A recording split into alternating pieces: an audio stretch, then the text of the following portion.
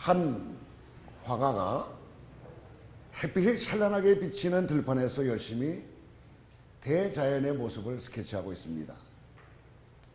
근데 얼마 후에 완성된 그림에는 어찌된 일인지 전혀 생동감이 느껴지질 않아요.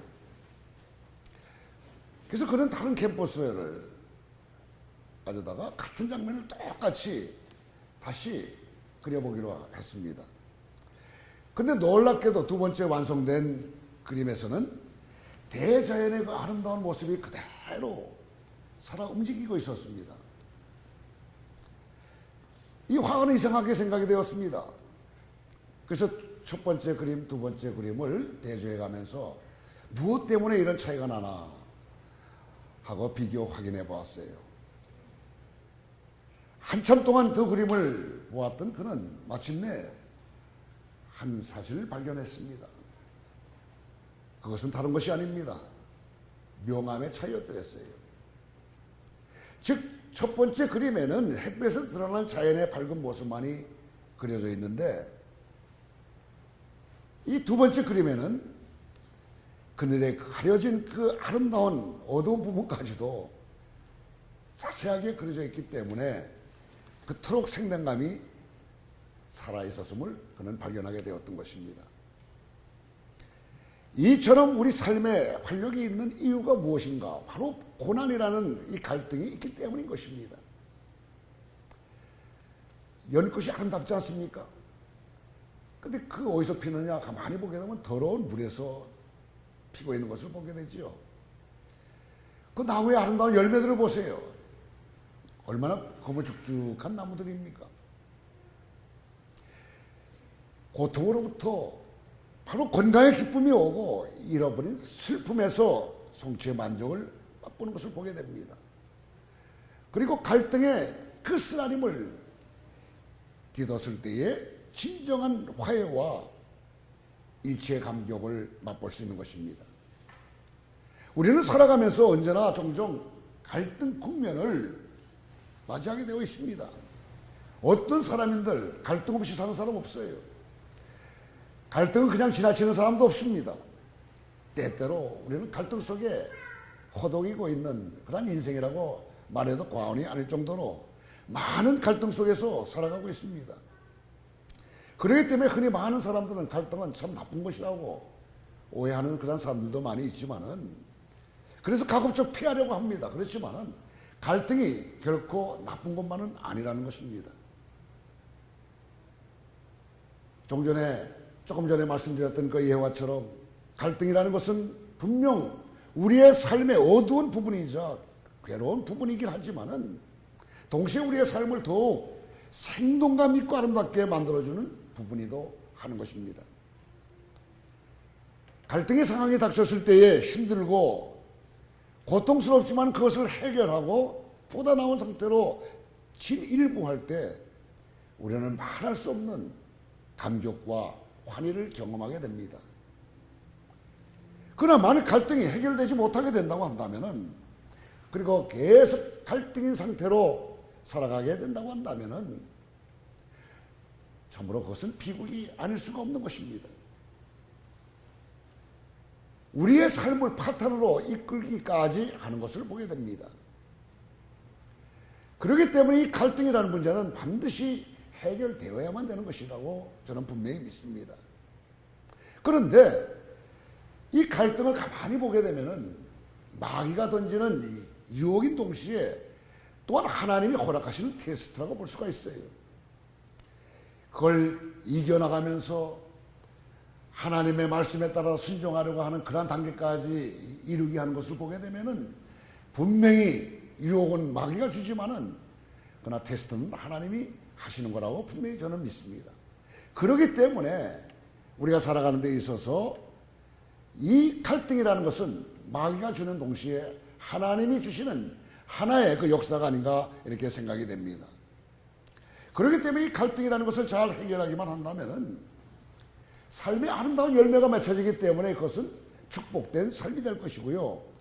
갈등이 계속해서 공기만 하고 해결되지 않게 된다고 한다면은 결국 인생을 파탄을 이끌게 될 뿐만 아니라 그것은 저주가 될 수도 있는 것입니다.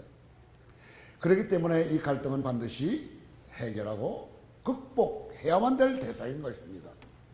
그런데 이렇게 반드시 해결되어야 하고 극복되어야 할 갈등은 거기에 난제가 하나 있어요. 그것은 바로 이 갈등이라는 것은요, 순수한 그 인간적인 어떤 노력이라든가 힘만으로는 극복이 불가능한 것들이 너무나 많이 있다는 것입니다. 한 50대 중반의 남자분이 한 번 찾아온 적이 있었습니다. 그분의 얼굴에 슬픔이 아주 가득 채워져 있었어요. 그래서 얼굴에 왜 그러한 수심이 가득 채워져 있느냐고 물어봤습니다. 그래서 그분은 자기 자신이 아내하고의 갈등 때문에 언제나 삶이 피곤하고 힘들다고 그런 이야기를 털어놓았습니다. 보통 아내하고 갈등을 하게 되다 보면 얼굴에 슬픔보다는 어떤 표정이 나옵니까? 이 분노하고 진노하는 표정이 나와요. 그런데 이분에게는 그런 것이 보이질 않습니다. 그래서 언제서부터 그런 갈등이 있었냐고 물어봤습니다. 그랬더니 그분은 결혼 직후부터 지금까지 쭉 갈등 속에서 살아왔고 지금도 그렇게 살아가고 있다고 대답을 했습니다. 몇 년 살았셨습니까? 질문했더니 지금이 30년째 되는 해라고 그렇게 이야기를 합니다. 30년이라는 대답을 들으면서 저는 한 마음속에 참 즐기기로 하구나 하는 그런 생각을 떠올려드렸습니다. 도대체 어떤 사람이기에 30년 동안 같이 사는 사람과 갈등할 수밖에 없었을까? 의아해하기도 했습니다. 여러분, 이 사실이 무엇을 이야기하는지 아세요? 그것은 곧 갈등이라는 것은 인간적인 노력으로 해결이 안 된다는 그런 의미가 있는 것 아니겠습니까? 그분이라고 자신의 갈등에 손 놓고 가만히 있었겠어요? 아마 모르긴 몰라도 제가 아는 그분은 안 해본 것이 없이 최선을 다해서 갈등을 해결하려고 노력했으리라고 생각이 되었던 것입니다. 살살 달래기도 해봤겠죠. 비굴하게 빌어보기도 했겠죠. 울려보기도 했고 따로 함께 시간을 내서 여행도 다녀보기도 했고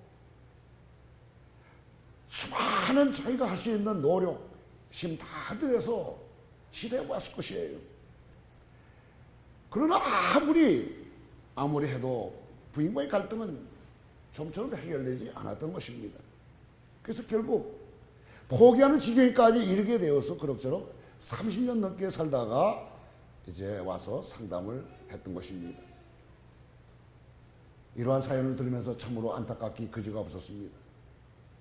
갈등의 연속이었던 이 30년 동안의 삶, 평안과 기쁨과 감사가 없는 삶이 전혀 없었을 것이 뻔하기 때문인 것입니다. 결국 우리의 갈등이라는 것은 그것도 절명의 갈등들은 우리 노력의 힘만으로는 절대로 해결될 수 없고 극복될 수 없다는 결론에 다다르게 됩니다. 그리고 이러한 그 결론은 결국 갈등의 문제 또한 신앙의 테두리 안에서 풀 수밖에 없다는 또 다른 결론을 유출시키기도 합니다. 사실 신앙이라는 것은 우리 삶의 사소한 것들에 대해서는 구체적인 대답을 전혀 해주지 않는 것처럼 보이기도 합니다. 그래서 우리는 흔히 신앙은 우리들의 구체적인 삶과는 전혀 또 조금도 문제 해결에 도움이 되지 않는다고까지 이렇게 생각하는 사람들도 있습니다. 그러나 이 신앙은 특별히 신앙의 내용인 성경 말씀만큼 우리의 삶과 밀접하게 관련되어 있는 것도 없으리라고 봅니다. 왜냐하면 신앙이라는 것과 이 성경은 우리 삶의 근간이 되는 본질적인 문제에 대한 대답을 명확하고 아주 정확하게 정리해 주기 때문인 것입니다. 고독의 문제, 절망의 문제, 또한 기쁨의 문제라든가 행복의 문제, 의미의 문제 등등 특별히 갈등의 문제들도 정확하게 잘 해결할 수 있는 방법을 기록해 놓고 있는 것입니다. 그렇기 때문에 우리가 갈등을 온전히 극복하려고 한다면 무엇보다 신앙의 능력이 필요한 것입니다. 그리고 더 나아가서 갈등을 극복하는 능력이 바로 신앙의 능력이라고까지 말할 수가 있는 것입니다. 즉 우리의 갈등이라는 것은 신앙의 능력으로만이 극복하고 해결할 수 있다는 것입니다. 오늘 본문의 말씀 나오는 내용을 보시길 바랍니다. 위기와 갈등 상황을 신앙의 능력으로 극복하고 해결하는 모습을 우리들에게 적나라하게 보여주고 있습니다. 이것을 보여주기 위해서 등장하는 인물이 나오는데 그의 이름은 바울과 바나바 두 사람. 얼마나 유명한 사람입니까? 이 사람이 또 여기에 등장하는 것을 보게 됩니다. 흔히 바울과 바나바 그러면은요, 일반적으로 많은 사람들이 이렇게 알고 있습니다. 선교 여행 중에 많은 핍박과 또 어려움도 당하고 교회를 세우면서 선교사로서 생활을 하고 있는 사람, 그랬던 사람, 이 정도로만 알고 있는 사람들이 많다는 것입니다. 물론 이러한 이해는 맞긴 맞습니다. 그렇지만은 바울과 바나바는 단순히 복음을 전하는 선교사를 넘어서서 신앙의 능력을 가졌던 사람이었음을 저는 이 시간 여러분들에게 강조하고 싶습니다. 신앙의 능력을 가졌던 이 바울과 바나바는 언제나 수많은 갈등 국면 속에서 신앙의 힘과 지혜, 즉 신앙의 능력으로 갈등을 해결하고 극복하고 하나님 나라의 역사를 진일보시켰던 사람들이었습니다. 특별히 오늘 본문을 보면은 사도행전 15장의 첫 번째 절입니다. 사도행전의 어떤 의미에서 반환점이라고 볼 수가 있습니다. 터닝 포인트가 되는 그러한 부분이기도 한 것입니다. 여러분 사도행전을 반으로 딱 좁게 되면은 14장, 15장이 가운데에서 이렇게 좁혀지지 않겠습니까? 왜 그러겠어요? 사도행전이 28장으로 되어 있기 때문인 것입니다. 그것은 사도행전 자체가 28장으로 되어 있지만 그래서 반으로 접어서 여기가 터닝 포인트라고 이야기할 수 있겠지만 실질적으로 이 15장의 말씀은 너무나 중요하고도 중요한 말씀이 여기 기록되어 있기 때문에 그렇습니다. 이 15장 1절에서부터 쭉 나오는 내용이 바로 예루살렘 공의회의 여러 가지 결정 가운데에서 구원의 본질에 대한 복음의 핵심을 이야기하는 내용이 나오기 때문에 더더욱이나 중요하다고 이렇게 볼 수가 있어요. 여러분, 이방인들은 이 바울과 바나바가 다니면서 예수를 믿기만 하면 구원을 받는다고 계속 가르쳤습니다. 그랬더니 유대인, 그리스도인들이 그걸 반박하는 거예요. 무슨 말이냐? 너희들이 예수를 믿게 된다면 먼저 유대교에 입교해야 된다. 그래서 율법을 지켜야 되고 할례를 받아야만이 그래야 예수 믿는 사람이지 그냥 예수만 믿고 구원받았다고 그러면 되겠느냐 하는 거예요. 이것을 오늘 1절에서 그들이 와가지고 지금 가르치고 있다고 이야기하고 있지 않습니까? 그러니 갈등이 있을 수밖에 없는 거예요. 얼마나 대립적입니까? 한쪽에서는 예수 믿기만 하면 구원받는다 그러는데 한쪽에서는 아니다. 할례를 받고 율법을 지켜야만이 예수 믿는 사람다운 그런 삶을 사는 것이라고 이렇게 주장하니 얼마나 이제 참 갈등이 심화가 됐겠습니까? 여러분, 이러한 것들이 하나님의 공동체 속에서의 갈등이었던 것입니다. 여러분, 갈등 그러면은 여러분들 무엇을 생각하시죠? 뭐 어떤 다툼이라는 걸 이런 걸 생각하십니까? 근데 이 갈등이라는 것을 크게 두 가지로 나누게 되면요. 욕심을 이기적인 것이 자극을 해서 생기는 것이 갈등인 거예요. 또 하나는 확실히 이기적으로 자극을 해가지고 생기는 것이 갈등인 것입니다. 이 두 가지 문제, 이것이 갈등의 요소들인 것입니다. 근데 먼저 욕심이 이기심을 좌우해서 나온 갈등은 격렬해 보이고 무척이나 해결되기 힘들어 보일지는 몰라도 이러한 갈등은 의외로 해결하기가 쉽습니다. 왜냐하면 갈등을 하는 과정 속에서 자신의 잘못을 깨닫기 때문인 것이죠. 그렇게 자신의 잘못을 깨닫게 된 갈등의 그 주인공은 곧 회개를 하고 그렇기 때문에 갈등을 해결할 수가 있어요. 그런데 다른 하나인 이 확신이 이기심을 작용해서 나오는 갈등은 정말 이것은 힘든 갈등입니다. 왜냐하면 사람들은 자기가 확신하는 바를 절대로 포기하려 하지 않기 때문인 것입니다. 어떤 사람이 확신하는 것을 바꾸려면 그 사람이 죽어야만 가능하다는 말이 있습니다. 그렇기 때문에 확신에서 나오는 갈등은 죽을 때까지 해결되지 않는 것입니다. 그런데 사도행전 15장 오늘 말씀해 보면은 바울과 바나바가 직면한 갈등은 이 두 갈등 중에서 바로 두 번째 갈등에 속한 것이에요. 즉 해결과 극복이 전혀 불가능해 보이는 갈등이라는 것입니다. 1절 그리고 2절의 상반절만 같이 읽도록 하겠습니다.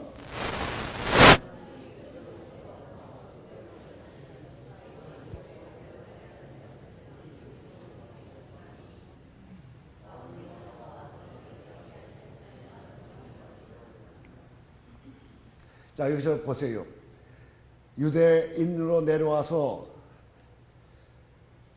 예수만 믿어서 구원을 받는다는 것이 잘못됐다고 가르치면서 율법을 지키고 할례를 받아야 비로소 구원을 받을 수 있다고 강조하고 있는 것을 볼 수 있지 않습니까?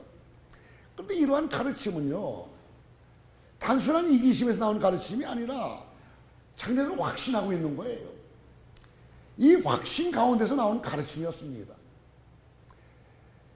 그래야만 구원을 받는다는 그것을 진리로 자기네들은 받아들이고 그것을 확신하게 생각하고 있는 것입니다. 여러분, 우리가 볼 때에는 어처구니 없는 것 아니겠어요? 우리는 뭐 예수 믿어야 구원받는다는 거 모르실 분이 누가 있겠어요?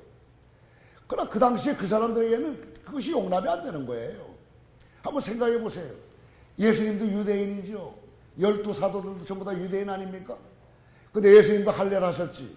또 율법도 잘 지키시지. 12사도들도 똑같지 않습니까? 그러니까 이 사람들이 예수 믿으면서 예수 믿는다는 건 당연히 그래야만 된다고 그저 아주 믿어버리는 것입니다. 이게 얼마나 이게 힘든 것이겠어요. 그러니까 이 사람들의 그 어떠한 그 생각을 바꾼다는 것은 정말 힘들고 힘든 일이 아닐 수가 없습니다. 우리가 말씀을 통해서 많은 그 설교하는 사람들을 통해서 예수 믿기만 하면 구원을 받는다는 것 그저 귀가 닳도록 듣지 않았습니까? 그러나 그 당시하고 지금은 완전히 다른 것입니다. 지금 뭐 중남미에 가서 이렇게 말씀을 전할 때도 느끼는 것은 바로 그런 거예요. 예수 믿어야 구원받는다. 너무 쉽다는 거예요. 뭐 이렇게 쉬운 것을 가지고 왜 강조하느냐고 그렇게 이야기를 합니다. 그러나 여러분, 예수 믿는다고 할 때에도 우리가 그냥 예수 믿는 것이 아니에요. 전제가 있어요. 내가 죄인인 것을 고백하고 예수 믿어야지. 그냥 예수만 믿어가지고 구원받는 것은 절대로 아닌 것을 우리도 알아야 되는 것입니다. 그런데 오늘날 많은 사람들도 바로 그렇게 알고 있어요. 그리고 회개하고 이렇게 이야기하게 되면 무슨 소리냐? 예수 믿으면 된다. 예수 이름을 부르면 다 구원을 받는다. 그렇게 기록되어 있는데 하면서 자기가 믿고 있는 그것이 확실하다는 거예요. 확실히 믿을 수 있다는 것입니다. 그러니까 그런 사람들하고 이야기해봐야 뭐가 되질 않는 거예요. 근데 이 사람들은 도하지 않았겠어요? 예수님 당시에 있었던 사람들이었고 또 제자들도 지금도 살아있는 사람들이기 때문에 그들의 입장은 정말 이해하고도 남음이 있습니다. 그러나 이제 하나님의 뜻은 그렇지 않은 것이기 때문에 이것을 바꿔야만이 앞으로 이방인 예수 믿는 사람들이 마음 놓고 자유함을 가져 기쁨 속에 예수를 믿을 것이 아니냐 하는 거예요. 그렇기 때문에 이러한 갈등은 꼭 해결하고 이기지 않으면 아니 되는 그런 갈등들이었습니다. 한번 생각해 보세요. 그러니까 얼마나 살벌했겠어요. 이게 뭐 죽느냐 사느냐 그런 문제입니다. 여러분, 요새도 그 이단 사상을 연구하는 사람들 보세요. 죽기 살기로 대들고 있습니다. 이단들은 또 아니라고 또 반박합니다. 이런 갈등 속에서 헤매는 그런 인생들이 얼마나 많은지 몰라요. 이것은 지금 비단 종교적인 문제뿐만이 아니라 우리 삶 속에서도 이런 문제들이 하나둘이 아니라는 것을 우리는 언제나 기억하시면서 이 갈등의 문제를 어떻게 해결해야 되는가 하는 것들을 잘 여러분들이 깊이 생각하시면서 그렇게 하시게 되기를 바랍니다. 여러분, 이 갈등의 문제를 가만히 보세요. 15장 2절 말씀을 보시게 되면 이제 하나하나 그런 실마리가 풀린 것을 보게 됩니다. 2절 말씀을 보세요.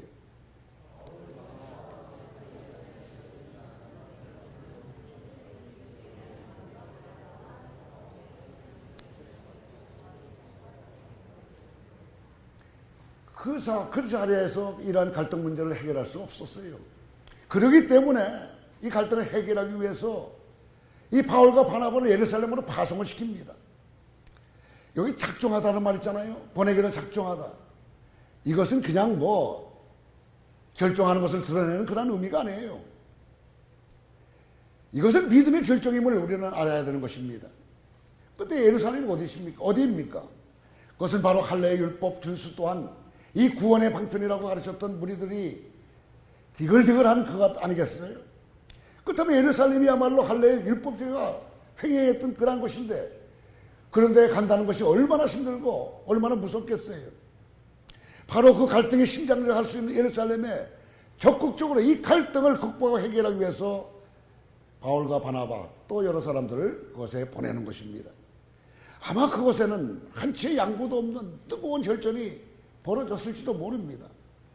어쩌면 바울의 옛날 행적, 즉 그리스도인을 잡아서 감옥에 가두는 일에 앞장을 섰던 일들, 이런 것까지도 문제 삼아서 그의 주장을 묵살하는 음모도 있었을지도 모릅니다. 그러나 과정이 얼마나 치열했든지 간에 결국 모든 갈등은 해결되고 극복되게 되는 것을 우리는 말씀을 통해서 확인하게 됩니다. 즉 신앙의 능력으로 전혀 해결할 것 같지 않은 많은 갈등들이 결국에는 해결되고 극복되어서 세상의 모든 사람들을 자유하게 하는 역사가 이루어졌다는 것입니다. 그런데 이들의 신앙의 능력은 다름 아닌 믿음의 능력이었다는 것입니다. 그들은 주를 믿는 능력으로 주님께서 보내신 성령의 의지에서 마침내 모든 갈등과 막힌 담을 헐어버리고 자유와 평화를 가져왔던 것입니다. 그렇다면 첨예한 갈등을 극복했던 그들의 신앙의 능력인 믿음은 과연 무엇에 대한 믿음이었을까? 이것을 오늘 세 가지로 살펴보고자 하는 것입니다. 이들의 믿음, 첫 번째는 갈등은 반드시 극복될 수 있고 극복되어야 된다는 것입니다. 사랑하는 성도 여러분, 갈등을 겪다 보면은 그 갈등을 해결하기 위해서 나름대로의 방법을 쓰는 것 사실 아니겠어요? 갈등의 상대와 더 자주 만나려고 하고 또 만나서 마음을 열고 말도 해보려고 시도까지 하는 것입니다. 그러나 갈등은 좀처럼 해결될 기미를 보이지 않습니다. 그러다 보면 우리는 점점 지치게 되고 그 사람과의 갈등만 영원히 해결되지 않을 것 같다는 생각마저도 들게 됩니다. 바로 이러한 생각이 들 때 여러분은 긴장하셔야 됩니다.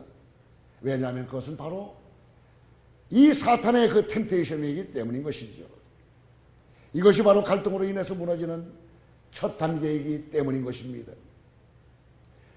바울과 바나바가 갈등의 그 진원지라고 할 수 있는 예루살렘의 사도와 장로들에게 가기로 결단한 것은 비록 수없이 많은 어려움이 있을지라도 그 갈등은 반드시 해결될 수 있고 해결되어야 한다는 그런 의식을 분명히 가지고 있었기 때문인 것입니다.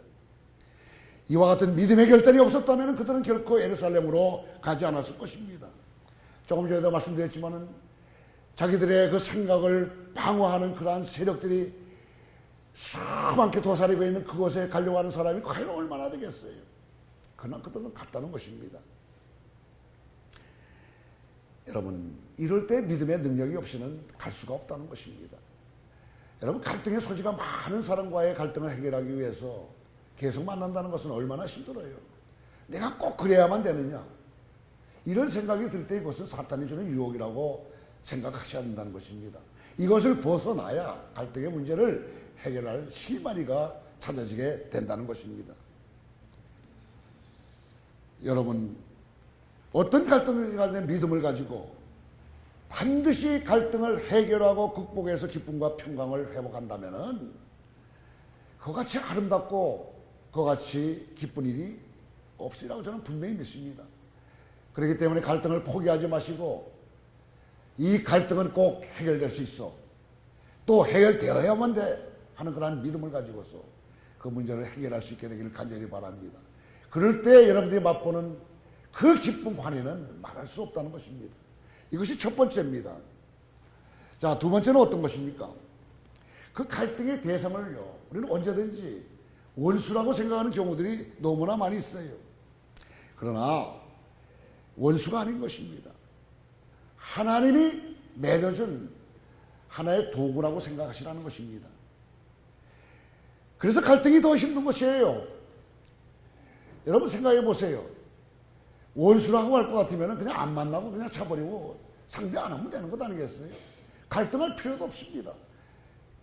그런데 이것을 하나님 맺어준 사이라고 이렇게 생각하게 된다면 이게 더 힘든 것 아니겠느냐는 것이죠. 그 사람이 예수를 믿는 한 형제, 자매이든지 아니면 전혀 예수를 알지 못하는 세상 사람이든지 간에 똑같습니다. 바울과 여러 사람들이 예루살렘에 갔던 것은 믿는 사람들의 갈등을 해결하기 위해서였습니다. 또한 나아가 지금은 믿지 않지만은 장차 믿게 될 이방인 형제, 자매가 될 그 갈등을 해결하기 위해서였던 것입니다. 그 과정에서 바울과 여러 형제들은 수많은 상처를 받았을 것입니다. 왜냐 할 것 같으면 갈등한다는 것은 상처를 주고받는다는 말이기도 하기 때문인 것입니다. 영어 성경 NIV 보게 되면은 이 갈등이라는 단어는 아주 언어에 근접하게 잘 번역이 되어 있어요. 이 단어를 어떻게 사용하냐면 샤프라는 단어를 썼습니다. 샤프가 어떤 뜻입니까? 이것은 아주 날카로운 그러한 그 뜻 아니겠어요? 아주 날카롭고 그런 논쟁과 변론이 있었다는 것을 이 단어를 통해서 우리는 또 알게 되는 것입니다. 아마 엄청난 절전이 그 가운데 일어났을 것이라는 것입니다. 그래서 그 속에서 많은 상처들이 생겨났을지도 모른다는 것입니다. 그리고 그렇게 서로 원수가 되고 싶은 지경까지 이르렀을지도 모르는 것입니다. 그러나 그들은 결코 그러진 않았습니다. 왜냐하면 그들 모두는 분명히 갈등을 겪고 있었지만은 갈등의 상대는 원수가 아니라 하나님께서 붙여주신 사람임을 확신했기 때문인 것입니다. 만일 이 갈등에서 등을 돌리고 원수처럼 갈라져 나간다고 한다면 그들은 사탄의 유혹에 넘어간 자들로서 성경에 기록되었을 것입니다. 여러분 부부간의 갈등도 있을 수가 있어요. 그래서 때에 따라 싸움할 때는 저 원수를 내가 왜 만나가 지금까지 고생을 하느냐고. 그래서 더 이상 저 갈등을 내가 겪지 않겠다고. 그래서 세상 사람들은 어떡합니까? 이혼하지 않습니까? 그런 생각 먹는 자체가 사탄의 유혹에 넘어가는 것이라는 거예요. 여러분 꼭 명심하시길 바랍니다. 아무리 사랑하는 두 사람의 관계라 하더라도 갈등이 앞으로 생길 수 있어요. 그럴 때 그 갈등을 해결해야 된다고 꼭 생각하시고 그 문제를 풀 수 있어야 되는 거예요. 그래서 그렇게 살다 보면 오래오래 살 수가 있는 거예요. 앞으로 행복하게 갈등을 잘 이기면서 아들, 딸 많이 낳고 잘 살게 되기를 바랍니다. 주례를 안 섰기 때문에 이 자리에서 주례 쓰니까 꼭 명심하고 평생 동안 간직하면서 언제나 승리하는 삶 살게 되기를 바라요. 여러분 갈등을 포기하게 되면은요 그 이상 더 이상 행복이라는 건 있을 수가 없어요. 다시 말씀드리지만은 갈등을 만들어 주신 분 어떻게 보면 하나님일 수도 있어요. 하나님이 짝지어 주신 사람일 수도 있는 것 아니겠어요? 그럴 때 그 모든 갈등을 이길 수 있게 되기를 바랍니다. 사람들은 때때 그래요. 하나님 뜻이 어디에 있습니까? 여러분 꼭 하나 이걸 알아두시면 됩니다. 결혼해서 살지 않습니까? 앞으로 사귀면서 이제 결혼하려고 이제 그런 마음을 먹지 않습니까? 그거 다 하나님이 짝지어 주신 사람이라고 생각하면 돼요. 특히 결혼한 부부는요, 누구도 예의 없이 하나님 짝지어 주신 분이라고 생각하면 됩니다. 그래서 서로 맞춰가면서 갈등을 이기면서 살아야 되는 것을 여러분들 꼭 기억할 수 있게 되기를 바랍니다. 여러분 30년, 40년, 50년 살아도 갈등은 언제든지 있는 거예요. 죽는 그날까지 갈등 없으면 인생이 아니라는 것을 꼭 기억하시면서 갈등을 꼭 이길 수 있게 되기를 바랍니다. 여러분 원수가 아닌 것을 다시 한번 말씀드립니다. 자, 세 번째 믿음의 국면은 성령님이신 하나님께서 이 갈등을 극복하도록 역사하실 것이라는 것입니다. 예루살렘은 상징적인 곳이었습니다. 왜냐하면 하나님의 임재가 있는 성전에 있는 것이기 때문입니다. 마가의 다락방이 있던 곳이기도 합니다. 그러므로 그곳에 있는 사도와 장로들도 성령의 사람인 것입니다. 그런데 바로 그곳에 있는 사도와 장로들과 갈등이 시작되었던 것입니다. 인간적인 견지에서 보면 그들은 교회 주도권을 가지고 있고 훨씬 더 전통적이고 확신에 차 있었기 때문에 감히 맞서기 두려운 상대일 것이었습니다.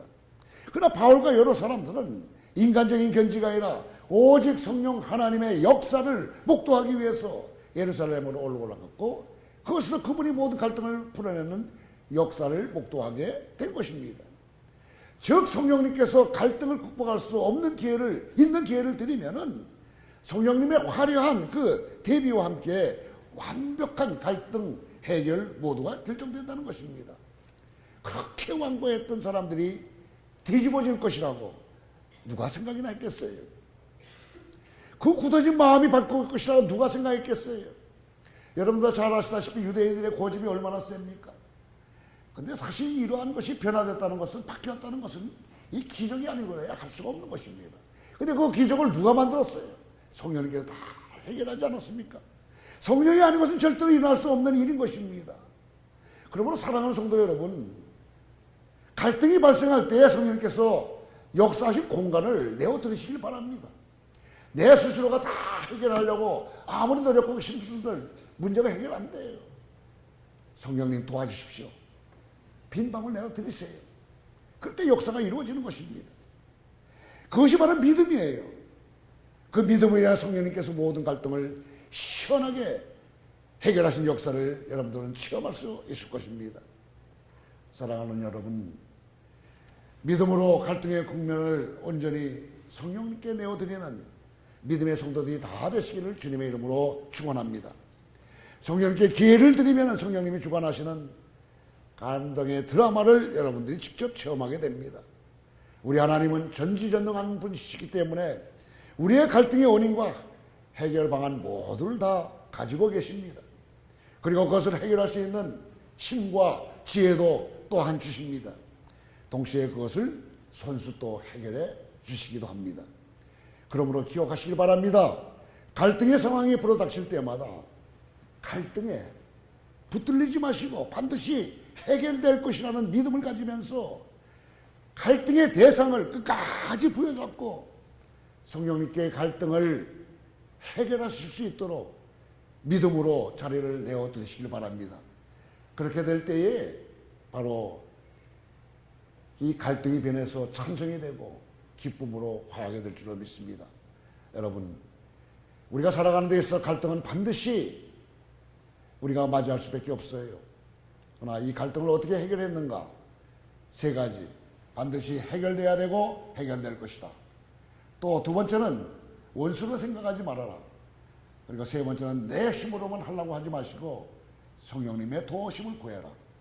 이렇게 되게 되면은 갈등이 해결될 뿐만 아니라 여러분의 인생에 앞날은 행복으로 가득가득 채워질 것을 분명히 믿습니다.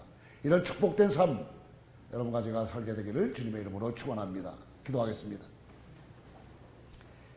사랑하는 주님, 우리의 삶은 갈등의 연속이어서 고통스러우나 동시에 그렇기 때문에 우리의 삶은 주님 없이는 안 된다는 것을 깊이 깨닫게 됩니다.